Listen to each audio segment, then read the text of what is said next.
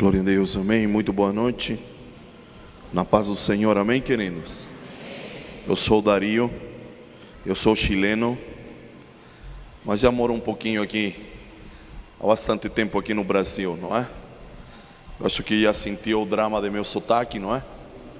Mesmo morando há tanto tempo aqui no Brasil, ainda eu não perco o meu sotaque. Amém? Já foi mencionado, certo? Somos de Mogi. A Cris está comigo, meu filho Pablo, temos a nossa filha primogênita, que ficou em Mogi, a Miriam Cristina. E estamos muito felizes de estar aqui nesta noite, podendo compartilhar com vocês este belo momento, não é? Este belo encontro, juntamente com o Senhor. Amém? Bom, vamos lá, vamos trabalhar um pouquinho, não é? Porque eu sou de tiro longo, não é? Então vamos ganhar tempo. Muito bem, nesta noite quero compartilhar com você uma palavra que entendo que ela é um fio condutor para os próximos, como mínimo os próximos 10 anos que vêm. Ok? Muitas vezes estamos acostumados a receber uma palavra que vai reger, conduzir o nosso ano. Mas antes da virada deste ano, certo? Antes de entrarmos no ano 2020, Deus me fez entender que Deus quer delinear, Deus quer sinalizar, não só o que precisamos entender neste ano cronológico, senão trabalharmos para poder administrar de maneira clara, de maneira concisa, tudo aquilo que Ele vai derramar nos próximos anos. Você me está acompanhando?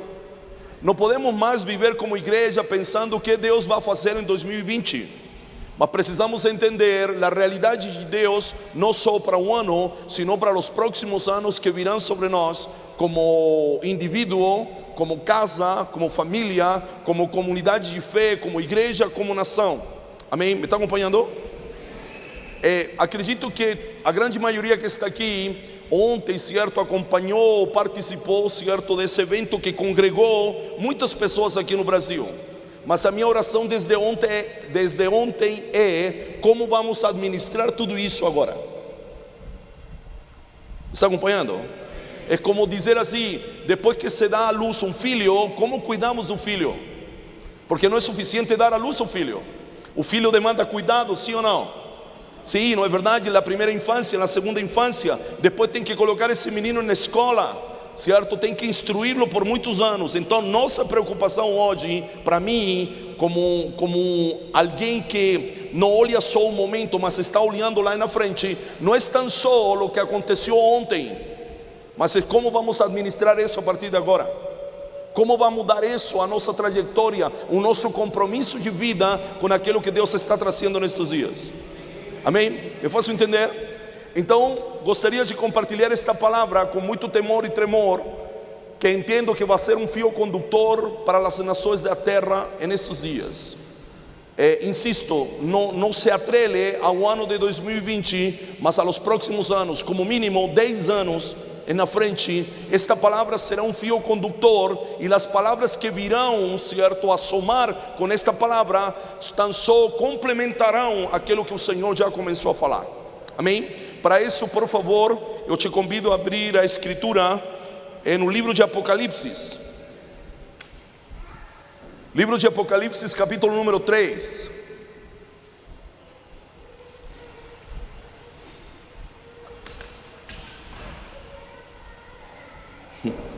Livro de Apocalipse, capítulo número 3.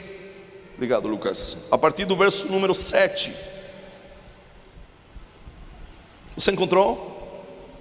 É importante que você possa me acompanhar na Bíblia, no seu aplicativo. Eu não sei, você la tem digitalmente, você la tem em papel, mas de qualquer maneira que você tenha a Bíblia, é de suma importância que você possa me acompanhar na leitura e nos textos que eu vou usar. Amém? Posso contar com sua ajuda? Sim? Você me está ouvindo bem? Muito bem. Apocalipse capítulo 3, verso 7.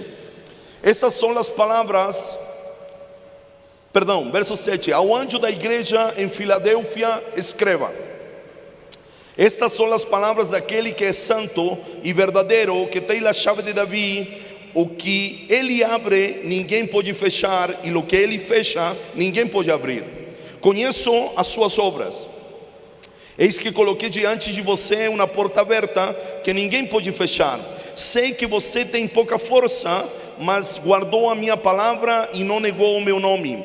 Veja o que farei com aqueles que são da sinagoga de Satanás e que se dizem judeus e não o são, mas são mentirosos. Farei que se postrem a seus pés e reconheçam que eu amei, visto que você guardou a minha palavra de exortação, a perseverança, eu também lo guardarei da hora da provação que está por vir sobre todo o mundo, para pôr à prova os que habitam na terra.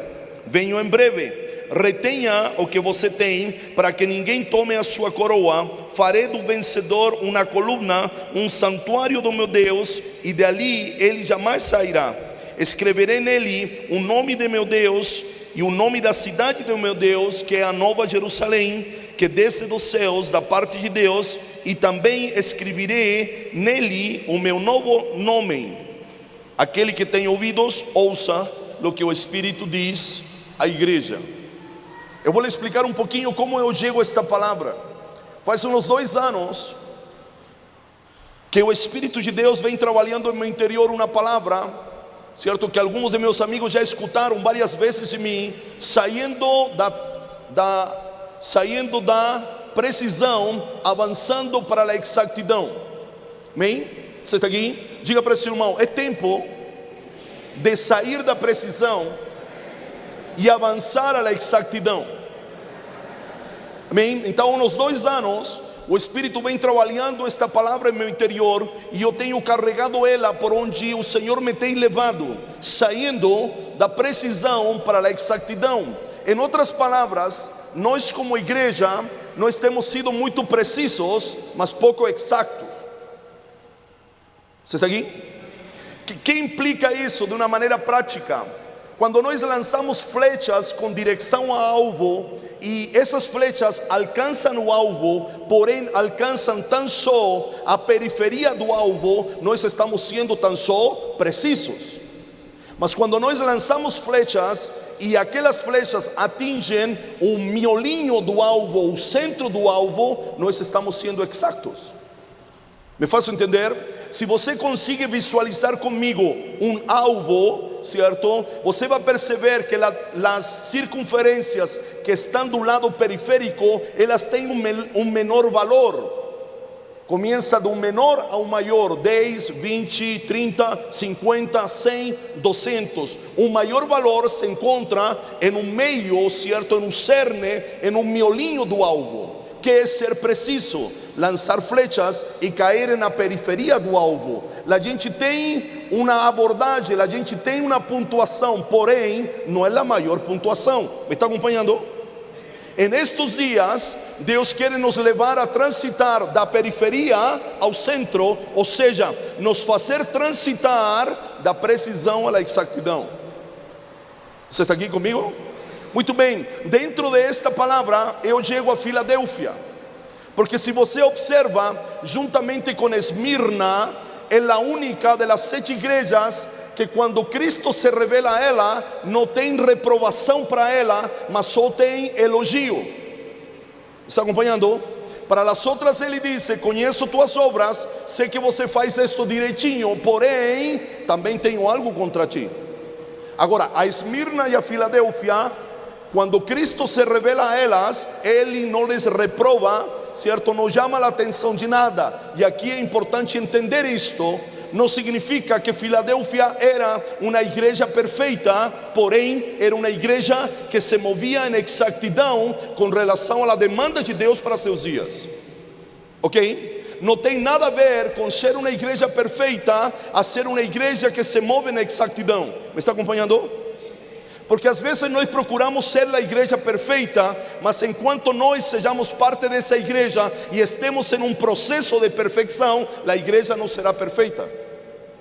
Porém, ela, com toda a sua limitação, ela pode ser exata. Como poderíamos entender que é ser exato? É que uma igreja, uma comunidade de fé, um grupo de pessoas, mesmo na sua imperfeição, ela pode corresponder à expectativa de Deus para os dias presentes que ela está vivendo. Me faço entender? Você está aqui nesta noite e todas as vezes que você se reúne aqui é porque há uma demanda do céu. Deus reúne seus filhos porque há uma demanda do céu. Como foi dito para minha esposa, e não me quero desfazer da sua necessidade, mas tenho uma má notícia para você. Deus não lhe trouxe aqui necessariamente para suprir a sua necessidade. Deus lhe trouxe aqui porque Ele tem uma demanda e Ele quer dar a conhecer a sua demanda, e na medida que você se envolve com a demanda dEle, Ele suple a sua necessidade. Você está aqui? Mire, em um exemplo prático, Deus nunca proveeu para a família, para Noé e sua família. Ele sempre proveeu para a sua demanda. Qual era a demanda? A arca. Ele proveeu para a arca, e a provisão da arca suplia a necessidade daqueles que estavam envolvidos com a construção da arca, a saber, Noé e sua família. Você está aqui? Porque Deus não se move por a tua necessidade, Ele se move por propósito, Ele se move por demanda. E quando Ele suple, certo, para a sua demanda, Ele suple aqueles que estão envolvidos com a demanda. Aleluia! Me está acompanhando? Então Deus te reúne aqui porque há uma demanda, porque há algo que quer que nós manifestemos nesta noite. Me está acompanhando? Há uma demanda do céu. Deus está clamando por algo nestes dias, ou neste dia, e Ele nos reúne aqui para que nós sejamos resposta à sua demanda. Por isso você está aqui. Não há outra razão. Não temos outra razão. Não estamos aqui, certo, para consagrar necessariamente a nossa semana.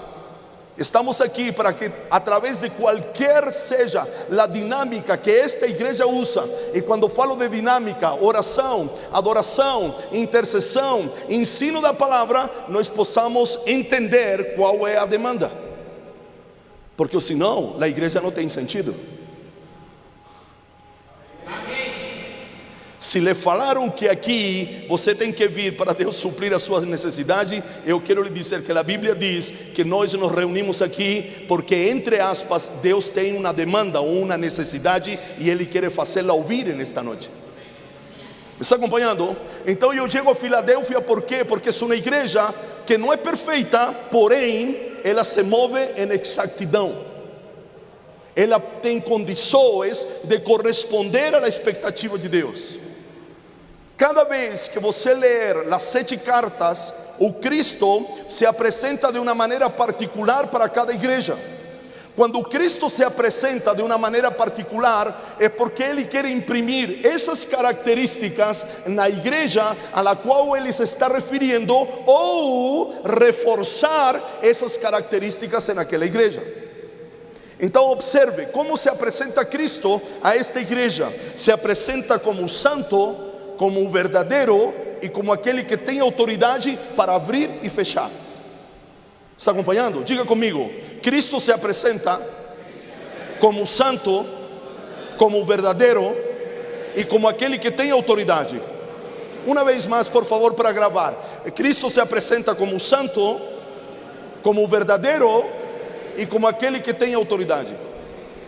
Então observe, uma igreja que se move na exatidão é uma igreja que entende, se podemos chamar assim, o conceito santo, aquela que se torna verdadeira e aquela que tem autoridade para abrir e ninguém pode fechar, ou fechar e ninguém pode abrir.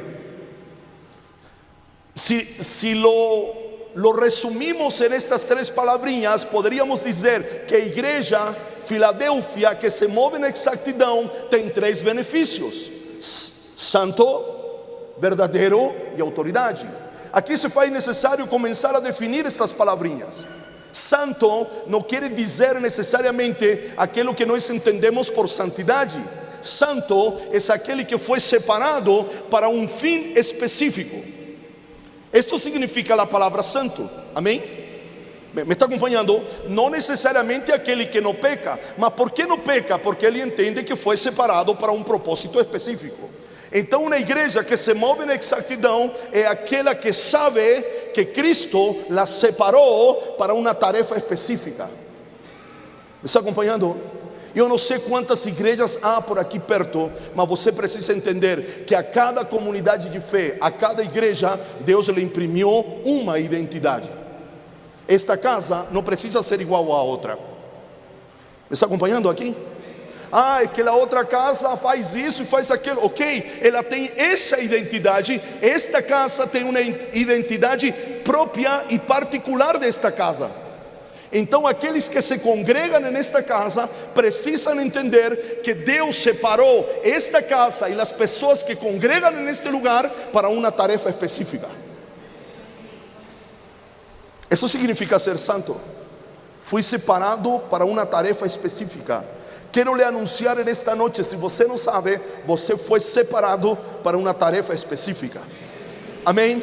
Você não foi separado necessariamente, e com esta declaração eu não estou negando esta verdade, mas você não foi separado necessariamente para morar no céu. Você foi separado para uma tarefa específica.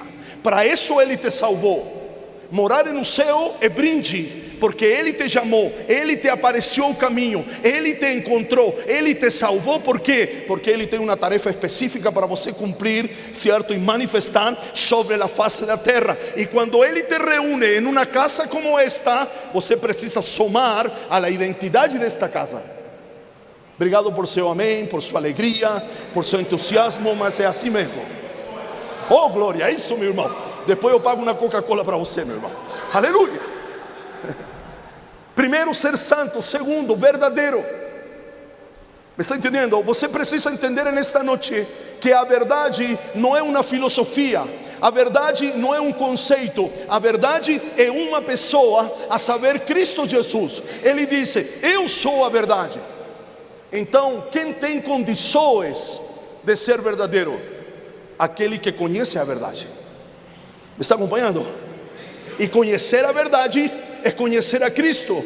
É isso que cantamos com Lucas e com Raíssa. Sabemos que há algo mais, mas não algo mais que vem de fora, porque o Pai em Cristo já nos deu todas as coisas. Se você tem Cristo, você tem tudo.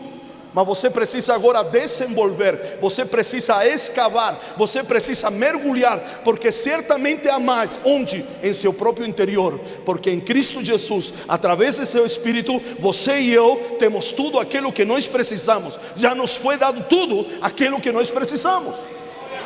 Mas para isso, há que conhecer a Cristo, a verdade. Ninguém é verdadeiro se não conhece a verdade.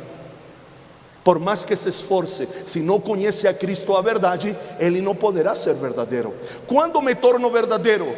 Quando ao conhecer a Cristo, certo, a sua própria vida encarna dentro de mim, como disse João, e o verbo se fez carne e habitou entre nós, e vimos sua glória.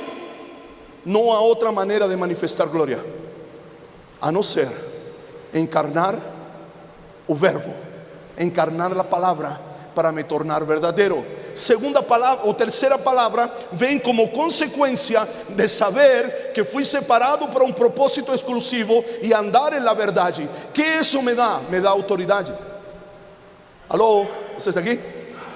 Santo, verdadeiro, que tem autoridade. Cristo se está apresentando à igreja de Filadélfia desta maneira, e me atrevo a dizer nesta noite que Ele se está apresentando a esta casa desta maneira nesta noite. Ou para gerar, ou para reforçar aquilo que Ele já está gerando em você.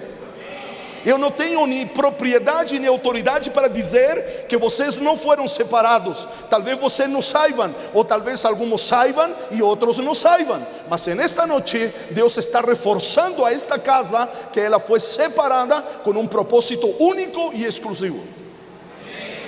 Aí o Espírito está dizendo para você: você que foi separado para um uso exclusivo, você precisa andar na verdade. E para andar na verdade, você precisa conhecer a verdade. Se você entende seu chamado de uso exclusivo e conhece a verdade e anda na verdade, certamente você terá autoridade. Alô? Me acompanhem nisso. E autoridade para quê? Opa! Autoridade para quê, querido? Para ter livre acesso. Diga comigo, para ter livre acesso. Eu não sei se você percebe, mas toda vez que Deus fala de chave, é porque Ele vai falar de porta. Porque Ele não dá chave solta. Eu não sei você, mas eu já participei da campanha da chave. Não sei você, mas eu já participei. Em um tempo passado aí. Sim ou não? A campanha da chave, a chave disso, a chave daquilo. Mas Deus, sempre que Ele fala de chave, Ele vai mencionar porta. Ou quando Ele menciona porta, Ele vai falar de chave. Mateus 16, Jesus disse para Pedro: eu te darei a chave do reino. E depois Ele disse: e as portas do inferno não prevalecerão contra vós. Porque se eu tenho chave, ou eu tranco, ou eu abro as portas. Me está acompanhando? Autoridade para ter livre acesso. Autoridade para usufruir daquilo que Cristo já fez. Me está acompanhando? Observe aqui, com muito amor e carinho. O máximo que o inimigo pode fazer, ele não tem poder para fechar aquilo que Deus abre. Amém? Me está acompanhando? O mais que ele pode fazer é colocar obstáculos para que você não entre pela porta aberta que Deus abriu para você. Me está acompanhando? Então nós temos que parar daquela coisa: não, Deus abriu a porta, mas o diabo fechou. Se Deus abre, ele não tem poder, o diabo, para fechar a porta que Deus abriu. Me está acompanhando? Agora, sabe, quero lhe dar uma recomendação nestes dias e nos próximos anos. Pare de orar para que Deus te abra uma porta. Deus inaugura um tempo sobre sua vida, sobre esta casa, sobre o Brasil, sobre as nações da terra, onde vamos a ver as portas que Ele já abriu para nós. Me está acompanhando? Então não ore: ah, Senhor, abre uma porta para mim. Não, observe aqui. Porque aquele que entende que foi chamado com um propósito específico, aquele que conhece a verdade e caminha em verdade, isso que vivem dessa maneira, adquirem uma autoridade para quê? Para ter livre acesso. Porque observe o que continua no verso número 8. Acho que o 8. Conheço as tuas obras, e eis que coloquei diante de ti o quê? Uma porta fechada, uma porta aberta. Paulo também disse assim em uma de suas epístolas: porque uma grande porta se me abriu, porém tenho muitos inimigos que me impedem de acessar essa porta. Então observe o que eu vou lhe dizer nesta noite. Se vem um tempo sobre sua vida, sobre a igreja do Senhor, sobre a nação do Brasil, sobre as nações da terra, um tempo de portas abertas. Agora você precisa me perguntar assim: muito bem, Dario, se eu antes orava para o Senhor abrir a porta, agora que é um tempo de portas abertas, como eu devo orar? Você deve orar para que seus olhos sejam abertos para enxergar a porta que Deus abriu para você.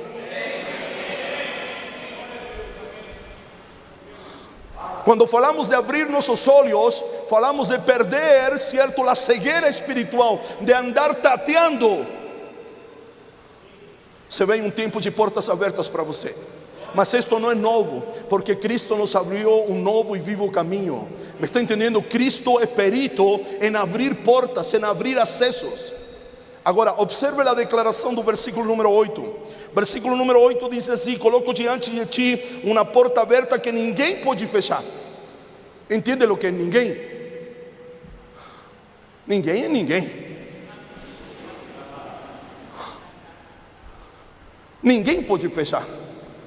Agora observe a declaração que continua: sei que você tem pouca força, mas guardou a minha palavra e não negou meu nome. Olha que interessante aqui isto. Sabe por que segue esta declaração a porta aberta? Porque a porta não se abre por seu mérito. Você tem pouca força, eu tenho pouca força, a minha comunidade de fé tem pouca força, mas a porta aberta não é com base na minha força. Me está entendendo? E entenda muito bem isso que eu vou lhe dizer. Talvez a pouca força fala de debilidade, ou fala de poucas pessoas, e porque são poucas pessoas, tem pouca força. Me está acompanhando? Assim como há uma igreja numerosa que tem pouca força, também uma igreja pouco numerosa também pode ter pouca força. Está acompanhando? Mas a ideia aqui no texto que tem pouca força para abrir essa porta. Então Jesus diz: eu abro uma porta para você que não é em base na sua própria força, na sua própria capacidade, na sua própria eloquência, mas ela diz, ela é recompensa de você ter, certo? Você tem pouca força, mas você guardou a minha palavra e não negou meu nome. Sabe, isto é lindo, sabe por quê? Porque guardar palavra e não negar nome tem a ver com identidade. Nome tem a ver com identidade. Sabe o que significa isto? Você não mudou a dinâmica da sua igreja, certo? Para que as coisas aparentemente funcionarem. Você respeitou a sua identidade. Você entendeu o que eu tinha contigo, para o que eu tinha para com essas pessoas, e você respeitou, ou você guardou o meu nome. Me está acompanhando? Sabe por que esta palavra é oportuna? Porque a gente se vê seduzido a fazer o que funciona na outra casa. Não é assim, pastor Leandro? A pessoa diz: não, pastor, vamos fazer isso porque lá na outra igreja está bombando, pastor, está funcionando, vamos fazer o mesmo. A identidade dessa casa é uma, a identidade desta casa é outra. E pelo que eu entendo, pelo nome, não é já que estamos falando do nome, esta casa, a finalidade desta casa é gerar discípulos. Sim ou não? E discípulos, você dizer, quando Deus deu o nome ao pastor Leandro, o presbitério desta casa, já definiu como vai ser esta casa. Porque multidão não é igual a discípulo, pastor Leandro. Por lo que eu sei na escritura, certo? Havia uma multidão que seguia a Jesus e havia os discípulos que seguiam a Jesus. Você me está acompanhando? E de repente a gente quer ser multidão, mas diz: olha, eu já te enquadrei dentro da identidade que eu te dei, porque eu não te vou dar muita gente, porém eu vou te dar homens e mulheres para que você possa discipulá-los. E que é discipulá-los? Gerar Cristo dentro deles, é formar Cristo, é trabalhar em eles até que Cristo seja formado nos indivíduos. Você está aqui? Observe aqui para que você entenda melhor isto. Penina, certo? Lembra, sabe quem é Penina? Certo? Mulher de Eucana, marido de Ana, sim ou não? Em Penina e Ana há duas identidades diferentes. Penina tem muitos filhos, mas nela não há sacerdócio. Ana tem que é sacerdote, juiz e profeta. Me está entendendo? Então de repente a gente diz assim: não, mas nós queremos muitos. Mas Penina tem muitos, mas Ana tem e depois tem 5. Mas o primogênito dela, ela não é, chamemos assim, que faz parte da multidão, sino é que vem envolvido na história para mudar a história de uma nação em formação. Esse é Samuel. Então talvez eu lhe estou explicando aqui, ou vim para explicar algo que você já sabe. De repente você diz: não, é que aqui é diferente, aqui pega muito no nosso pé, aqui racha muito, estão preocupados muito da nossa vida, do nosso caráter. Bem-vindo à igreja, à comunidade e discípulo.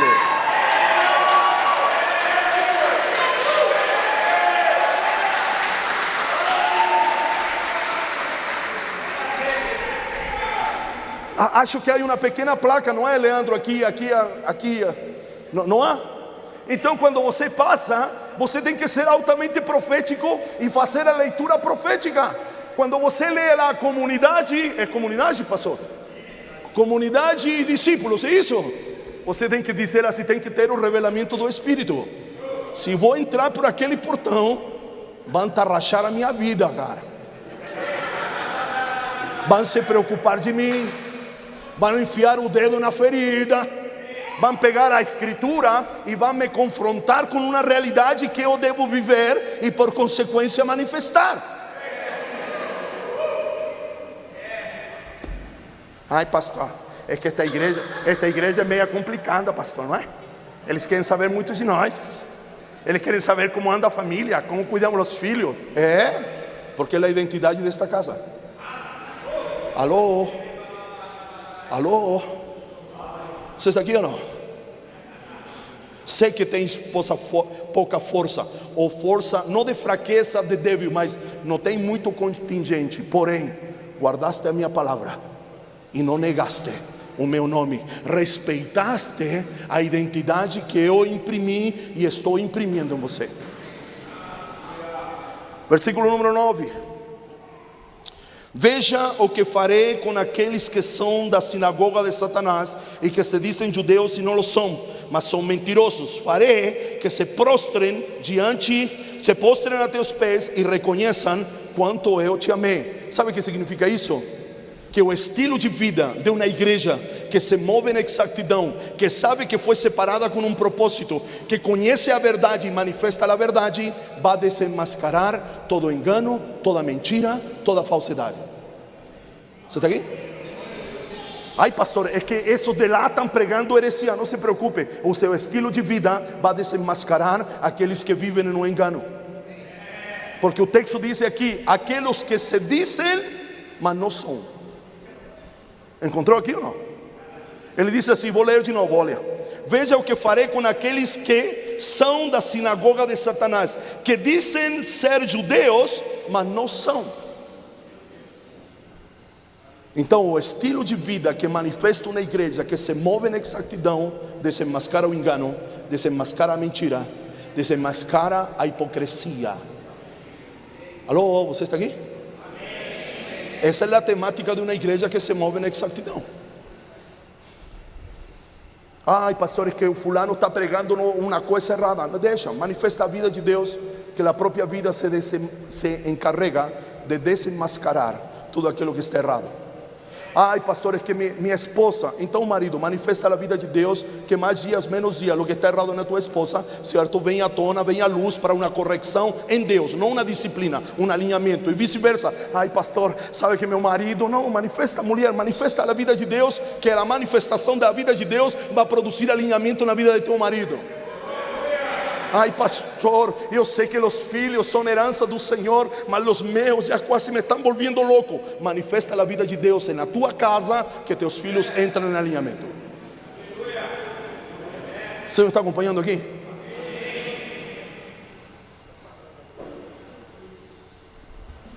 Porque a vida de Deus, de uma igreja que se move na exatidão, com estes atributos, sabe que foi separada, sabe qual é a sua identidade, sabe e conhece a verdade e se move na autoridade, ela manifesta essa verdade, e a manifestação da verdade desenmascara todo engano, toda mentira. Verso número 10: visto que você guardou a minha palavra, diga guardou. Observe aqui, há uma sentença longa, mas que quer dizer uma única coisa: mas você guardou a minha palavra de exortação à perseverança. Querido, ano passado eu entendi que perseverança e permanecer são duas coisas diferentes. Por muito tempo eu pensei, na minha ignorância, que perseverar era sinônimo de permanecer. Mas eu entendi o ano passado que para poder permanecer, eu preciso perseverar. E o que o Senhor disse a uma igreja que se move na exatidão, Ele disse assim: você guardou a minha palavra, e esta palavra era de exortação para você perseverar. Me está acompanhando? Eu não sei o que você está vivendo, eu não sei os conflitos que você está vivendo, ou os conflitos que você vai viver, mas uma igreja que pretende ou que quer corresponder à demanda, ela precisa perseverar para poder permanecer. Certo, hoje nós cantávamos, certo, uma música lá com Pablo, o seu amor venceu. Então, meu irmão, no dia mau, quando a coisa esteja, você diga, como aqui no Brasil dizemos: eu acho que eu vou chutar o balde. A palavra de Deus para a sua vida é: persevera, aguanta o tranco, aguanta um pouco mais, não abre mão tão rápido assim das tuas convicções, persevera para poder permanecer. Me está acompanhando? É tempo de perseverar para permanecer. Pastor, é que está soprando um vento contrário sobre a minha vida. Se agarra com unhas e dentes e aguanta o vento contrário, porque depois do vento contrário certamente vem a bonança, certamente vem a tranquilidade. Ah, pastor, estou vivendo um momento muito triste, muito amargo da minha vida. Aguanta as águas amargas de Mara, porque depois de Mara vem certo um oásis com água abundante e palmeiras abundantes para desfrutar de tudo aquilo que Deus tem para a sua vida. Mas aguanta, persevera.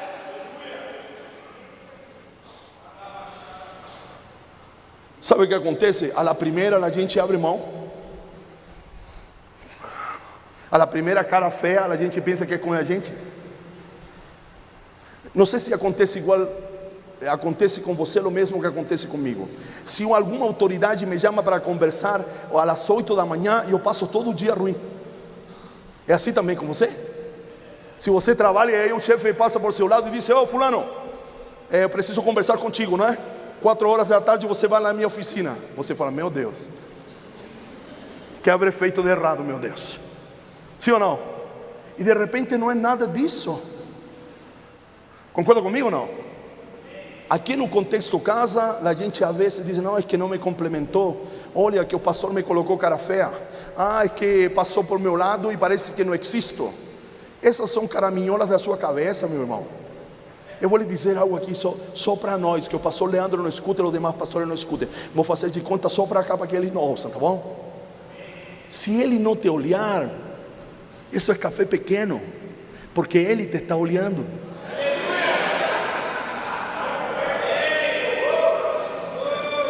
Ah, parece que ele não me considera. É café pequeno, porque se ele te considera,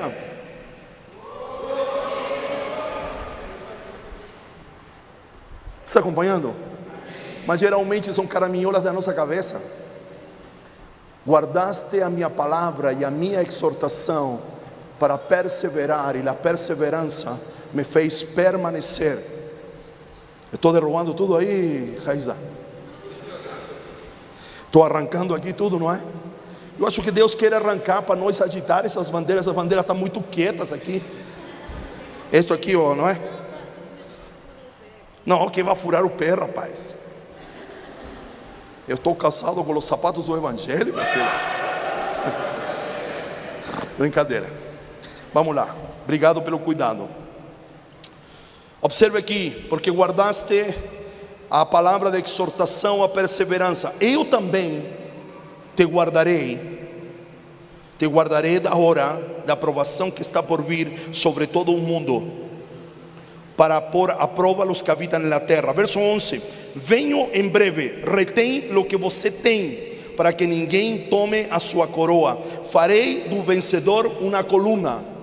Observe aqui, Filadélfia era uma cidade muito parecida a São Francisco, muito parecida ao Chile, a minha terra natal. Por quê? Porque de tempo em tempo a terra se movia.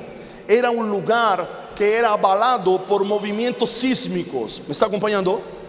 Então, quando Cristo disse que ela vai trazer um abalo sobre a terra, isto era comum para as pessoas que moravam em Filadélfia. Mas o Senhor disse assim: quando eu trazer o abalo, você vai permanecer, porque você guardou a minha palavra. E esta palavra aqui, e te farei coluna, tem a ideia disto: em meio do abalo, eu te farei coluna. Me está acompanhando? Então observe, estamos sendo abalados já. Não é uma coisa que vai acontecer, não é? A gente fica refém de um presidente americano que briga, certo, com um presidente lá do Irão, e a gente fica tudo preocupado, não fica? Parece que em outubro, novembro do ano passado, bombardearam uma refineria de petróleo na Arábia Saudita e subiram a gasolina nossa. Que nós moramos a tantos quilômetros de distância, mas bombardeia lá e sube a gasolina aqui, não é verdade? A esses abalos se está referindo. E eu quero lhe dizer que estamos sendo abalados e vamos ser ainda mais abalados. Você está aqui ou não? Me está acompanhando? Mas aqueles que se movem como Filadélfia, o Senhor los fará coluna. Pode se abalar todo a nosso redor, porque nós vamos permanecer firmes. Me está entendendo? A economia pode ser abalada, mas nós vamos permanecer firmes. A política pode ser abalada, mas nós vamos permanecer firmes. Sabe por quê? Porque guardamos a sua palavra. porque estamos empenhados em corresponder à sua demanda, à sua expectativa. Então eu quero lhe dizer: está sentindo barulho ou está sentindo que a terra está moviéndose a seu redor? Mantenha-se firme, porque ao vencedor o Senhor lo fará coluna, para resistir os movimentos, para resistir os abalos. Me está acompanhando? Aqui eu quero profetizar sobre a sua vida. Por favor, abra comigo Jeremias capítulo número 1. Aleluia. Jeremias capítulo 1, versos 18 e 19.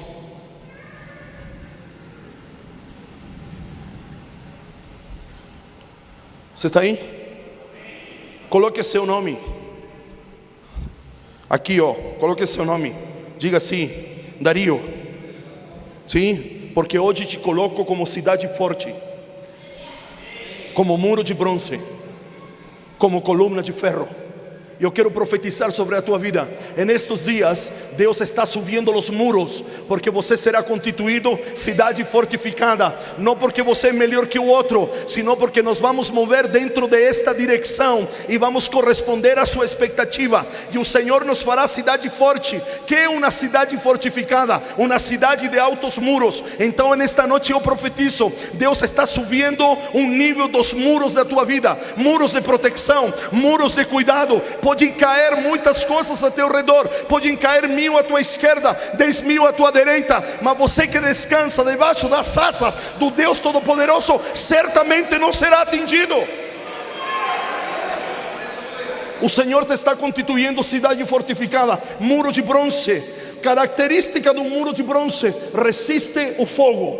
Resiste o fogo da pressão, resiste o fogo da tentação, resiste o fogo. Eu profetizo sobre a tua vida: o Senhor te está fazendo muro de bronze, muro de bronze, muro de bronze. Nabucodonosor pode aquecer 7 vezes mais o forno, pode te lançar até no forno, mas nem teu cabelo será consumido, porque o Senhor é o teu guardião. Tu és muralha, tu és muro de bronze. Jeremias termina dizendo: coluna de ferro. A gente tem capacidade em Deus, não porque sejamos melhores que ninguém, de resistir o peso que está vindo sobre a terra, resistir os abalos que estão vindo sobre a terra. Versículo 19: pelejarão contra ti, mas não prevalecerão. Pelejarão contra ti, mas não prevalecerão. Pelejarão contra ti, mas não prevalecerão. O inimigo pode acampar a teu redor, mas eles não prevalecerão. Sabe por quê? Jeremias diz da parte do Senhor: porque o Senhor estou contigo, para te livrar da mão de cada um deles. Me está entendendo? Vem esse tempo sobre esta casa. Vai se levantar uma coisa aqui, vai se levantar alguma coisa lá, mas permaneça firme. Permaneçam unidos. Permaneçam unidos. Pastor, é que tem um barulho de guerra aqui. Não tem problema. Refugie-se em la cidade fortificada, que enquanto estivermos unidos, juntos, lutando pela mesma causa, o Senhor nos guarda, o Senhor nos protege. Me está acompanhando?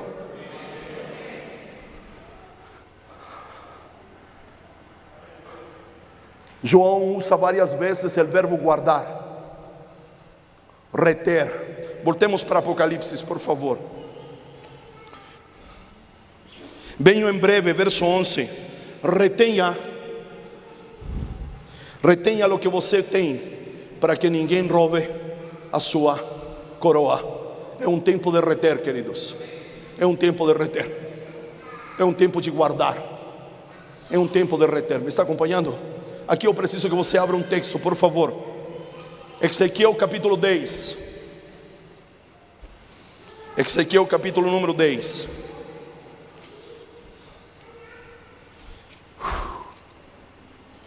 Verso 14, por favor.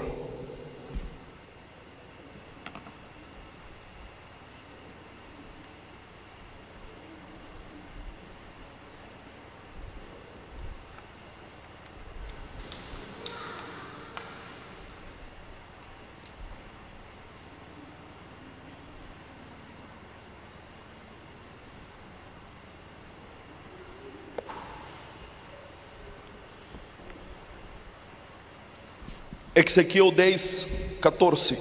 Você lo tem? Dice assim: cada dos querubins tinha 4 rostros. Diga 4 rostros. O primeiro, o rostro de querubim. O segundo, o rostro de homem. O terceiro, o rostro de leão. E o quarto, o rostro de águia. Diga comigo: primeiro rostro, querubim. Segundo, de homem. Terceiro, de leão. E quarto, de águia. Querido, você precisa entender que Ezequiel está tendo a mesma visão que João teve no capítulo número 4. ¿Me está entendendo? Ezequiel está falando de las rodas que giram dentro de las próprias rodas, mas João chama de los 4 seres. Você está aqui?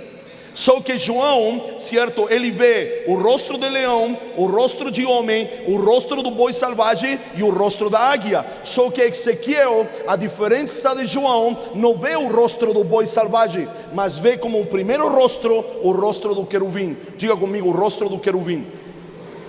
Diga com mais força, por favor: o rosto do querubim. Muito bem, observe, o querubim na escritura é colocado para guardar.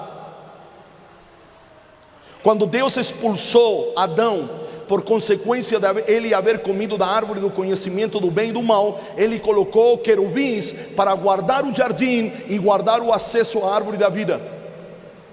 Está acompanhando?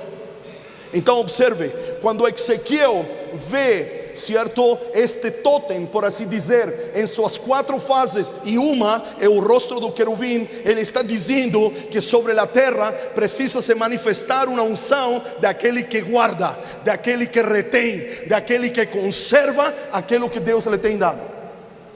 Você está aqui? Quantos anos tem esta casa, pastor Leandro? 6 anos. Quantos estão aqui desde o começo?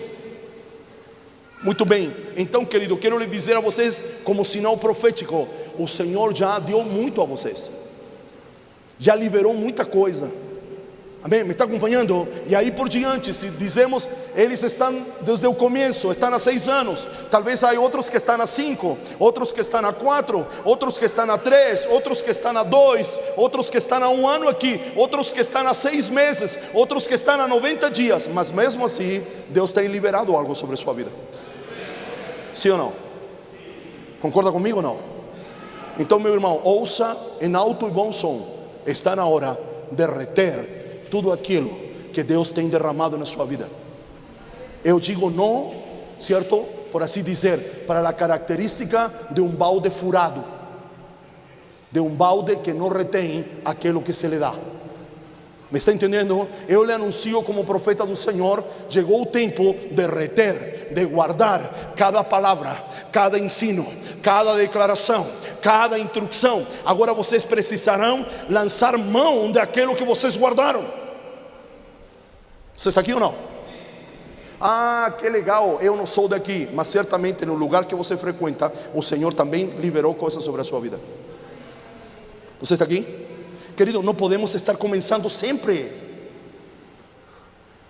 Não podemos. Está acompanhando ou não? Ser criança espiritual é bom, mas você não pode permanecer criança toda a vida. Ser criança não é ruim. Se você se convertiu ontem, meu irmão, há 1 semana, há 1 mês, seja criança espiritual, desfrute da mamadeira, desfrute da chupeta, desfrute do paninho, desfrute do hipoglós. Me está acompanhando? Sim, porque o novo convertido fica assado por qualquer coisa. Então tem que desfrutar do hipoglós de uma maneira ilustrativa. Me está acompanhando? Mas se você disse, eu estou há 3 anos aqui, você já tem que abandonar a mamadeira, tem que abandonar a fraldinha, tem que abandonar a chupeta. O problema não é ser criança, o problema é permanecer sempre como criança. Está acompanhando ou não? Você já participou de um aniversário de 15 anos, quando a moça está fazendo 15 anos, ou o rapaz 15 anos, e você diz, ele está completando 15 anos, mas só tem tamanho. Já participou? Deus olha muitas vezes para muitos de nós da mesma maneira. Está 5 anos na igreja, mas só tem anos na igreja, porque de maturidade, pequenininho. Chegou a hora de reter sobre a sua vida. Chegou a hora de se lembrar das palavras que foram liberadas sobre a tua vida. Certamente, se eu perguntar aqui nesta noite, quem tem palavra profética sobre a sua vida, a grande maioria vai levantar a mão. Então está na hora de trazer à memória as palavras proféticas que foram liberadas sobre a sua vida, ou aqui ou em outro lugar, e começar a batalhar a luta do tempo presente com base nas palavras proféticas que você tem ouvido. Está na hora de reter. Me está acompanhando? Está na hora de reter. Quero que fique um pouquinho de pé. Quero profetizar sobre a sua vida. Quero profetizar sobre a sua vida. Quero profetizar sobre a sua vida nesta noite. Quero que estenda as mãos, por favor. Pastor Leandro, o Senhor nos está aproximando de uma medida. E essa medida, certo, hoje, para eu poder expressar, está em Joel capítulo 3, verso 9 e 10. Juntem-se os homens de guerra, disse o Senhor, para que troquem vossas ferramentas por armas. É o que o Senhor vai começar a fazer a partir destes dias. Não tenho a pretensão de dizer que o Senhor vai começar a partir de mim. Talvez o Senhor já começou, mas o Senhor está trazendo à luz o que Ele já começou a fazer. Joel capítulo 3, verso 9 e 10. Juntem-se os homens de guerra. Vocês que fazem parte desta casa, não foram vocês que escolheram vir aqui, mas o próprio Espírito los congregou neste lugar, como um exército, para vocês poderem avançarem, para vocês poderem corresponder à expectativa de Deus. Me está acompanhando? Vocês estão aqui ou não? Muito bem, mas o Senhor disse nesta noite: está na hora de trocar ferramentas por armas, Pastor Leandro. Está havendo esta transição no mundo do Espírito com esta casa. Deus nos dá ferramentas para cultivar a terra, mas Ele nos dá armas para defender aquilo que Ele já nos deu. De uma maneira ilustrativa, vocês estão naquela passagem de Neemias, onde se constrói com a colher, mas na outra mão tem uma espada, porque há que proteger aquilo que Deus está construindo. Mesmo que você não veja o que Deus está construindo, eu lhe asseguro, eu estou sendo exato nesta noite, e eu lhe digo da parte do Senhor: Deus está construindo algo, e Ele está usando pedras, e essas pedras são vocês, para edificar algo nestes dias. Mas Deus precisa não tirar-lhe as ferramentas, mas que vocês não sejam meramente campesinos ou camponeses, alguém que cultiva a terra, mas está na hora de ser promovido a homens e mulheres que defendem tudo aquilo que Deus les entregou. Para isso o profeta diz: façam de vossas enxadas lanças, façam de vossas redes de arado espadas. Que significa isso? Que a matéria-prima está na ferramenta que Deus te entregou. Porque Ele já te entregou uma ferramenta, mas através dessa mesma matéria-prima, Ele agora vai te dar uma arma para defender, para defender, para defender aquilo que Ele já te deu. O inimigo não tem poder para arrebatar aquilo que Ele te deu. Jesus disse: aquilo que o Pai me deu, ou aqueles que o Pai me deu, ninguém tira da minha mão. E eu quero lhe dizer: se foi o Senhor que lhe deu, o inimigo não tem poder para lhe arrebatar da sua mão. Ele não tem poder, mas está na hora de você se armar. Está na hora desta igreja se armar. Me está entendendo? E não é comprar uma espada, não é comprar uma arma, mas o Senhor está, certo, los fazendo passar por uma mutação de camponesa a soldado. Uau! De camponesa a soldado. De camponesa a soldado. Me está acompanhando? Em uma mão a ferramenta, mas em outra mão a espada do Senhor. Diga o fraco, disse o final desse texto: sou um forte guerreiro. Talvez você olhe para você e diz: não tenho condições de proteger. Eu vejo que o inimigo está querendo saquear a minha casa. Eu estou vendo que o inimigo está querendo, certo, minar o meu matrimônio. Mas eu não tenho força. Não tem problema. O Senhor diz: eu sei que tens pouca força, mas diga o fraco: sou um forte guerreiro. Porque a força não provém de você. A força provém daquele que te habita, daquele que governa a tua vida, daquele que mora em teu interior, daquele que fez, certo, seu escritório central, o teu espírito. Ele governa a tua vida desde teu interior, porque Ele estabeleceu o seu trono em teu espírito. Então eu profetizo, eu estou trazendo à luz algo que Deus já começou. Ele não vai começar agora, Ele já começou essa mutação. E por isso você diz: meu Deus, parece que o que eu fazia ontem já não está funcionando. Claro, porque há uma transição. Você insiste em cultivar a terra, mas está na hora de defender aquilo que o Senhor te deu. Me está acompanhando? Me está acompanhando nisso? Me está acompanhando? vem sobre esta casa, vem sobre você, Leandro, vem sobre a tua liderança, a unção daquele valente de Davi, que defendeu um campo hasta que sua espada grudou na terra. O Senhor está colocando homens e mulheres de teu lado para defender, não este edifício, mas para defender aquilo que o Senhor já deu para esta casa em los últimos 6 anos. Em los últimos 6 anos. Em los últimos 6 anos. Lutem por aquilo que o Senhor les deu, hasta que a espada se grude na mão, de uma maneira alegórica, de uma maneira profética sobre vossas vidas. Eu quero